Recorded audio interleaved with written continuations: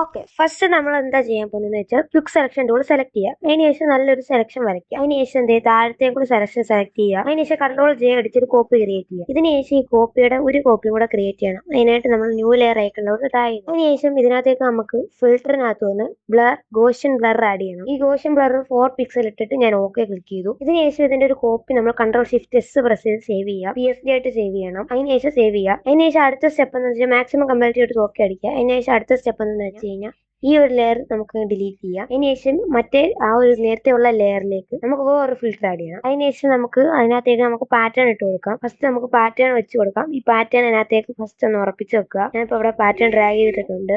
അതിനുശേഷം എന്ത് ചെയ്യുക, നിങ്ങൾ ബ്ലെൻഡ് മോഡ് മൾട്ടിപ്ലൈ ആക്കുക. അതിനുശേഷം എൻ്റർ പ്രസ് ചെയ്ത് കൊടുക്കുക. അതിനുശേഷം ഇതിന് നമുക്ക് ക്ലിക്കിംഗ് മാർക്ക് കൊടുക്കാം. അതിന്റെ ആർട്ട് പ്രസ് ചെയ്തിട്ട് ഇതിന്റെ ഇടയ്ക്കുള്ള വരയെ ക്ലിക്ക് ചെയ്യുക. അതിനുശേഷം ഫിൽറ്റർ ചെന്നിട്ട് ഡിസോർട്ടിൽ ചെന്നിട്ട് ഡിസ്പ്ലേസ് എന്നുള്ള ഫിൽറ്റർ ഇട്ട് കൊടുക്കുക. എന്നിട്ട് 10 ഡീഫോൾട്ട് ഓക്കെയാണ്. അതിനുശേഷം ഡിസ്പ്ലേസ്മെന്റ് എന്നുള്ള ഫയൽ സെലക്ട് ചെയ്ത് കൊടുക്കുക. അതിനുശേഷം റൈറ്റ് സൈഡ് ലെയറിന്റെ റൈറ്റ് സൈഡ് ക്ലിക്ക് ചെയ്ത് ബ്ലെൻഡിങ് ഓപ്ഷൻ എടുത്തതിന് ശേഷം അണ്ടർലൈൻ ലെയർ ഇത് ലെയറിന്റെ വൈറ്റ് പാർട്ടിന്ന് അങ്ങോട്ട് എടുത്ത് മാറ്റുക. ഇതൊരു ഒറിജിനാലിറ്റി കൊടുക്കാൻ വേണ്ടിയിട്ടാണ്. അപ്പൊ ഇത്രയേ ഉള്ളൂ. ഇതാണ് ബിഫോർ, ഇതാണ് ആഫ്റ്റർ. സോ നിങ്ങൾക്ക് വീഡിയോ ഇഷ്ടപ്പെടുന്ന വിചാരിക്കുന്നു. തീർച്ചയായിട്ടും ലൈക്ക് ചെയ്യുക, ഷെയർ ചെയ്യുക, സബ്സ്ക്രൈബ് ചെയ്യുക. ബൈ.